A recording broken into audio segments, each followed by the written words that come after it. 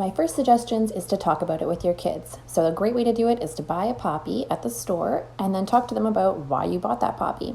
That can lead off to many other conversations, and really depending on your kid's age, where the conversation leads. So if your kids are older, you could watch different videos like this up here. You can look up tons of different Remembrance Day, Veterans Day videos. Some of them are geared for earlier ages, some of them are geared for older kids. So it really depends on their age and what they can handle. My kids are younger, so what we ended up doing was we watched a few videos this year and we talked about the war. And one of the things that I find really helpful to do with kids is to draw while I'm explaining things. We started off with a poppy, and that led to the Flanders Fields poem, and then that led to what war is, and then I drew it out so that they were standing and watching me, and I find that that really helps them to hone in on what we're talking about, and then I let them lead the conversation. So if they have any more questions about what war is, if they have any more questions about poppies or the poem, then we kind of just go from there. Another great option is books. You don't even have to buy the books. You can go to your library and borrow a book about Remembrance Day and just talk to your kids about it. There's lots of different ones for different age groups, different styles of how you want to teach them about what war is and what veterans are. So definitely so many options to just start that conversation with your kids. My next suggestion is a craft, a coloring page, whatever your kids are into, do that, but make it about Remembrance Day.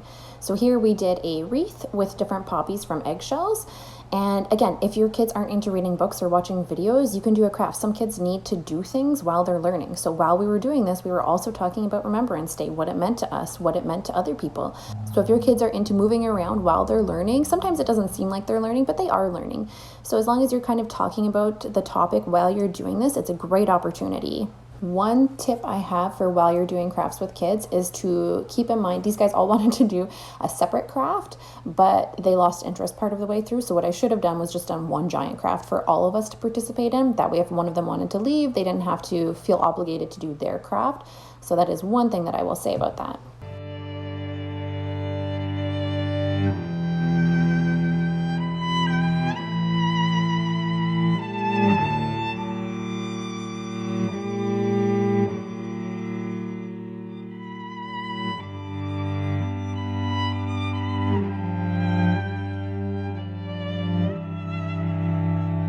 And the last suggestion that I have is actually my favorite one. So this one, we wrote a letter to a veteran. So my kids are smaller, so we actually did coloring pages. So we went on to Pinterest, onto Google, and we found different pages that they wanted to do.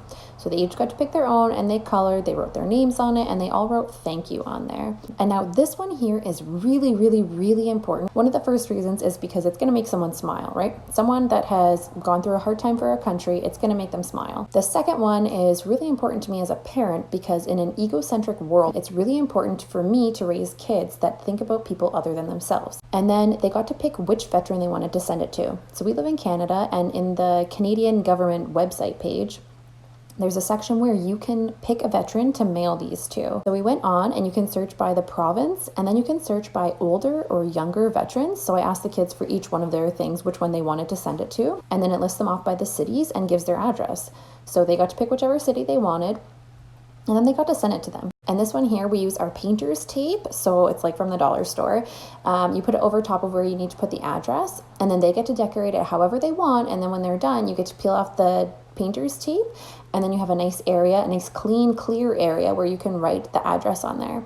So we went ahead, they picked theirs out, we wrote them out, we put their pictures in there, and then we're going to go and send them off in the mail. So this was a great option. This one here, definitely my favorite option.